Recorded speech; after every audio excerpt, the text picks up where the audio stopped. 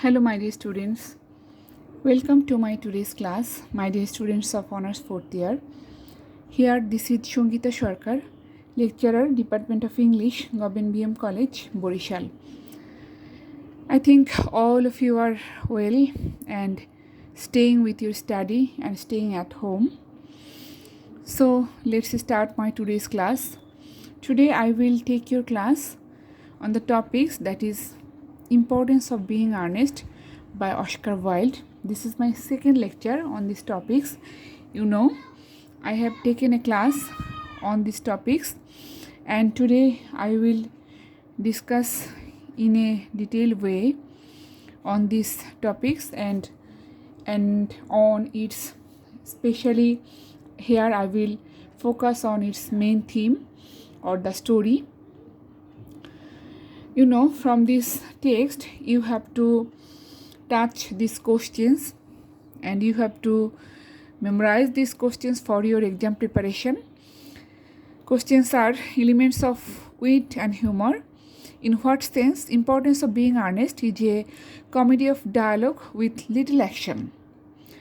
Importance of Being Earnest as a social satire. Then role of Jack Ording. Trace the farcical absurdities in the importance of being earnest. Some information.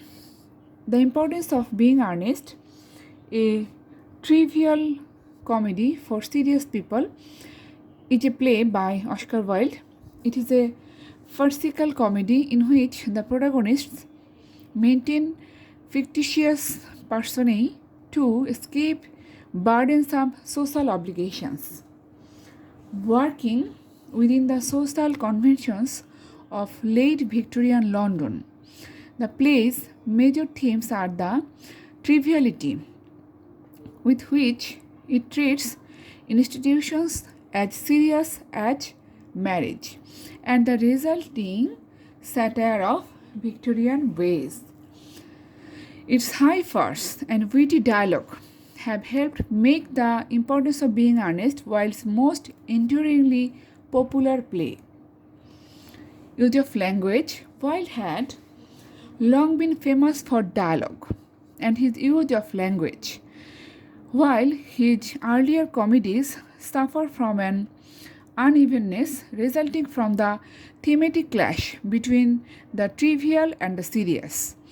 The formidable pronouncement of Lady Bracknell are as startling for her use of hyperbole and rhetorical extravagance as for her disconcerting opinions. In contrast, the speech of Dr. Chasuble and Miss Prism is distinguished by pedantic percept and idiosyncratic diversion.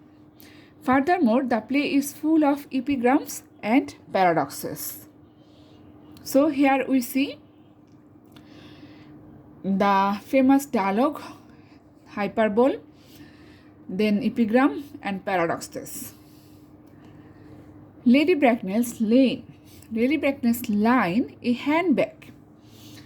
handbag, has been called one of the most malleable in English drama, lending itself to interpretations ranging from incredulous or scandalized to baffled. And understated take, to be sure, but with such a well-known play packed full of witticism and aphorism, with a life of their own. It's the little things that make a difference from other plays. Structure and genre. Wilde freed himself by abandoning the melodrama, the basic structure which underlies his earlier social comedies, and basing the story entirely on the earnest verbal conceit. The genre of the importance of being earnest has been deeply debated by scholars and critics alike who have placed the play within a wide variety of genres ranging from parody to satire.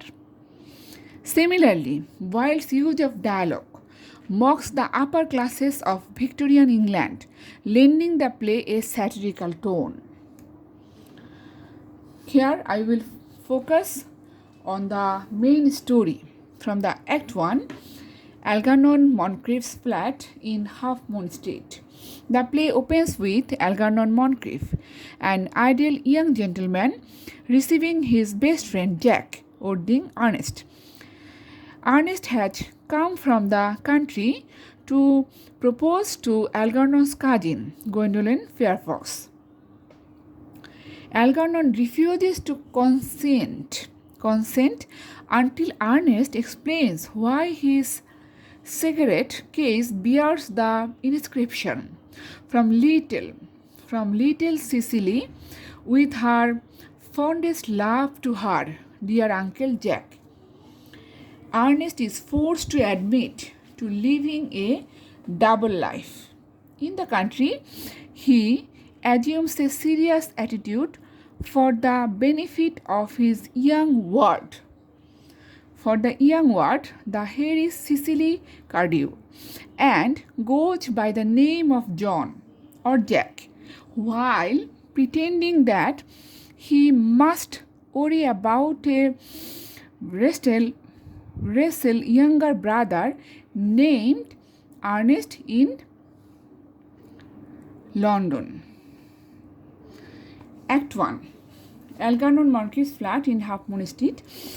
In the city, meanwhile, he assumes the identity of the libertine Ernest.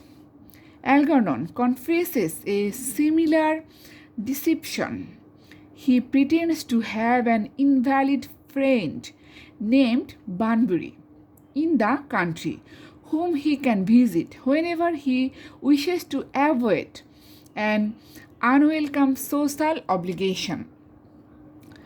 Jack refuses to tell Algernon the location of his country estate. Gwendolen and her formidable mother, Lady Bracknell, now call on Algernon, who distracts Lady Bracknell in another room, while Jack proposes to Gwendolen. She accepts, but seems to love him in large part because of his name, Ernest. Jack accordingly resolves to himself to be rechristened Ernest. Discovering them in this intimate exchange, Lady Bracknell interviewed Jack as a prospective suitor, horrified to learn that he was adopted after being discovered as a baby in a handbag at Victoria Station. She refuses him and forbids further contact with her daughter. Gwendolen manages to covertly promise to him her undying love. As Jack gives her his address in the country, Algernon surreptitiously notes it on the cuff of his sleeve. Jack's revelation of his pretty and wealthy young ward has motivated his friend to meet her.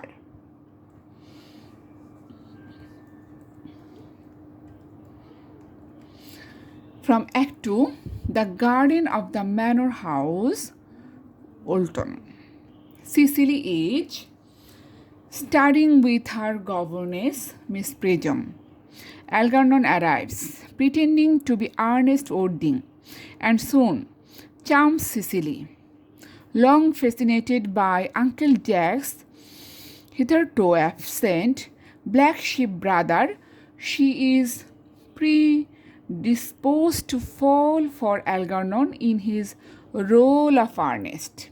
Therefore, Algernon too plans for the rector, Dr. Chasuble, to rechristen him as Ernest.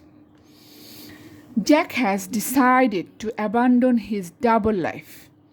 He arrives in full mourning and announces his brother's death in Paris of a severe chill, a story undermined by Algernon's presence in the guise of Ernest. Gwendolen now enters. Having run away from home during the temporary absence of the two men, she meets Cecily, each woman indignantly declaring that she is the one engaged. She is the one engaged to Ernest. When Jack and Algernon reappear, their deceptions are exposed. Arriving in pursuit. This is from Act 3, morning room at the Manor House, Olton. Arriving in pursuit of her daughter, Lady Bracknell is astonished to be told that Algernon and Cecily are engaged. The revelation of Cecily's wail soon dispels Lady Bracknell's initial doubts over the young lady's suitability, but any engagement is forbidden by her guardian Jack. He will consent only if Lady Bracknell agrees to his own union with Gwendolen, something she declines to do.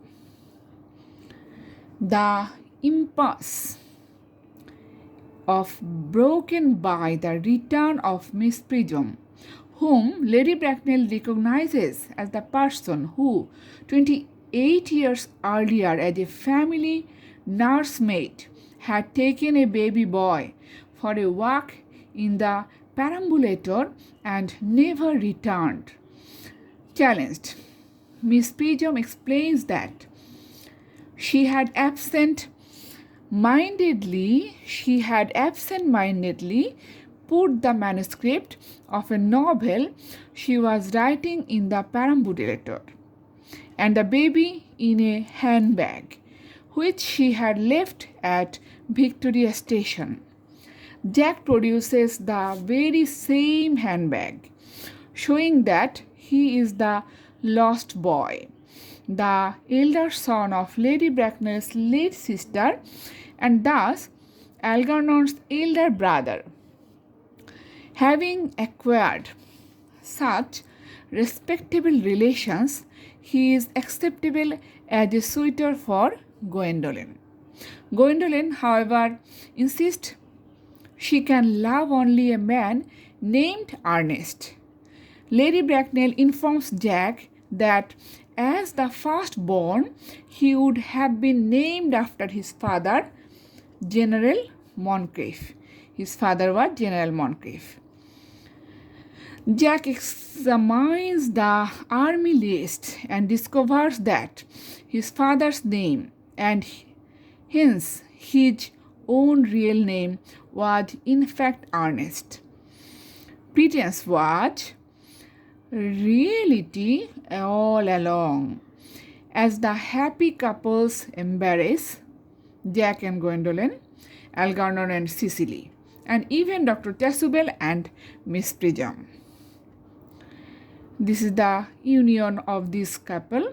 Lady Bracknell complains to her newfound relative, "My nephew, you seem to be displaying signs of triviality." On the contrary, Aunt Augusta, he replies, "I have now realized for the first time in my life the vital importance of being earnest." So this is the last portion from Act 3 and from the story, and I think that's all about the story.